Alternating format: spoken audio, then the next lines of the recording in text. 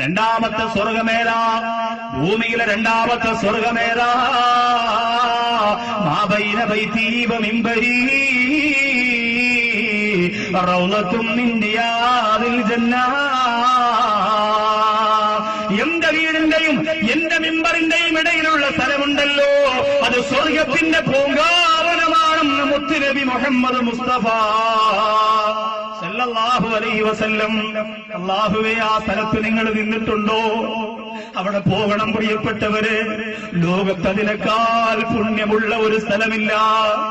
ഈ ദുനിയാവിന്റെ വിസ്താരത്തിന്റെ കണക്കെനിക്കറിയില്ല. പ്രവിശാലമായ പച്ച വിരിച്ചതുപോലെയുള്ള ഭൂമി, അതേറെ വിശാലമായ തോടുകളില്ലാത്ത വെള്ള വിധാനിച്ചതുപോലെയുള്ള പ്രവിശാലമായ ആകാശം, അതിന്റെ കീഴിൽ ഈ പറഞ്ഞ സ്ഥലം പോലെ ഏറ്റവും പുണ്യമുള്ള മറ്റൊരു സ്ഥലമില്ല പ്രിയപ്പെട്ടവര്. അതൊരുപാട് സ്ഥലമില്ല. റസൂലിന്റെ മിമ്പറിന്റെയും ബൈത്തിന്റെയും ഇടയിലുള്ള കുറഞ്ഞ സ്ഥലമുണ്ടല്ലോ, വിരിച്ചിരിക്കുന്ന കാർപ്പറ്റ് ഒരു വെള്ള, ഒരു മഞ്ഞ കലർന്ന വെള്ള നിറമാണ് അവിടെ കാണാൻ പറ്റുക. അവിടെ മാത്രമാണ് ആ നിറമുള്ളത്. ആ നിറമുള്ള കാർപ്പറ്റിലൊന്ന് ചവിട്ടിയ സ്വർഗമായി പ്രിയപ്പെട്ടവരെ, സ്വർഗമായി. റിയാദിൽ ജന്ന, അത് സ്വർഗത്തിന്റെ പൂങ്കാവനത്തിൽപ്പെട്ട പൂങ്കാവനമാണെന്ന് അല്ലാഹുവിന്റെ റസൂൽ പറഞ്ഞില്ലേ? അത് വെറുതെയല്ല പ്രിയപ്പെട്ടവരെ, വെറുതെയല്ല.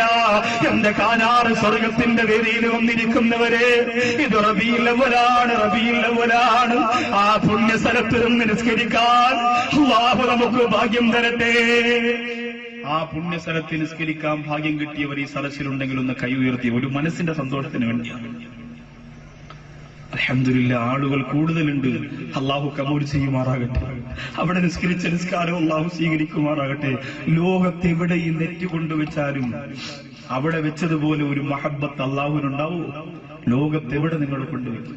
റിയാദിൽ ജന്ന, സ്വർഗത്തിന്റെ പൂങ്കാവനമാണെന്ന് പറഞ്ഞ സ്ഥലത്ത് നിങ്ങളുടെ നെറ്റി തിരക്കാണവിടെ, എന്തും തള്ളുവാൻ. അതിനിടയിൽ എങ്ങനെയെങ്കിലും ഒന്ന് കയറി പെട്ടെന്ന് 2 റക്അത്ത് സുന്നത്ത് നിസ്കാരം, അല്ലാഹു അക്ബർ, ഫാത്തിഹ മാത്രം ഓതി, നിർബന്ധമായ ദിക്റുകൾ മാത്രം ചൊല്ലി അവിടെ നിന്ന് അസ്സലാമു അലൈക്കും വറഹ്മത്തുള്ളാഹി എന്ന് പറയുമ്പോൾ തന്നെ അടുത്ത ആൾ വന്ന് ഇടിച്ചു മാറ്റി അടുത്ത നിസ്കരിക്കാം. പിന്നെ ചിലർക്ക് കുറച്ച് സമയം കിട്ടും.